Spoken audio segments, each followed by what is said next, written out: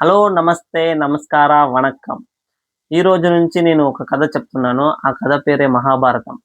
ఈ మహాభారతం కొందరికి తెలీదు, కొందరికి తెలిసుంటుంది. చిన్న పిల్లలకంతా మహాభారతం అంటేనే ఏమని తెలీదు.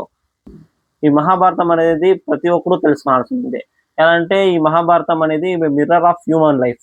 మనిషి ఎలా బ్రతకాలో అని నేర్పిస్తుంది. ఈ మహాభారతం అనేది స్కూల్‌లో నేర్పరు, కాలేజీలో నేర్పరు, ఎలా ఇంట్లో కూడా నేర్పరు.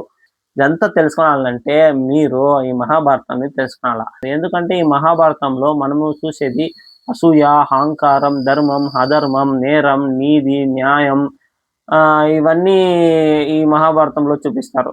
పాండవులు మరియు కౌరవులు మధ్యలో జరిగిన మహాయుద్ధంలో శ్రీకృష్ణుడు చెప్పిన భగవద్గీత మాటల్లో ఇప్పటికీ మన లైఫ్‌లో జరుగుతూనే ఉంది. అవునా కాదా? జరుగుతూనే ఉంది. అందుకే ఈ మహాభారతం తెలుసుకోవాల్సిందే. ఈ పాండవులంటే ఎవరు? కౌరవులు అంటే ఎవరు? మహాభారతం అంటే ఏంటి? కురుక్షేత్రం అంటే ఏంటి? ఇదంతా తెలుసుకోవాలంటే మీరు ఈ మహాభారతాన్ని తెలుసుకోవాల. ఈ కలియుగంలో చాలా మందికి ఈ మహాభారతం ఏమనేది తెలీదు. అందుకే ఈ హత్యలు, నేరాలు, తప్పు పనులు అంతా బాగా చేస్తున్నారు. మనిషి ఎలా బ్రతకాలో అని తెలీదు. సో, ఫస్ట్ మనము ఇది తెలుసుకోవాల. ఇది తెలుసుకోవాలంటే కథ వినాల.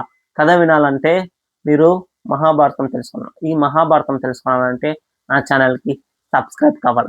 సో, మిస్ చేయకుండా సబ్స్క్రైబ్ చేసుకోండి, లైక్ చేసుకోండి, మీ ఫ్రెండ్స్ అండ్ ఫ్యామిలీకి షేర్ చేసుకోండి. మంచిదే ఆలోచిస్తారు, మంచిదే చూస్తారు, మంచిదే చేస్తారు, మంచిదే జరుగుతుంది.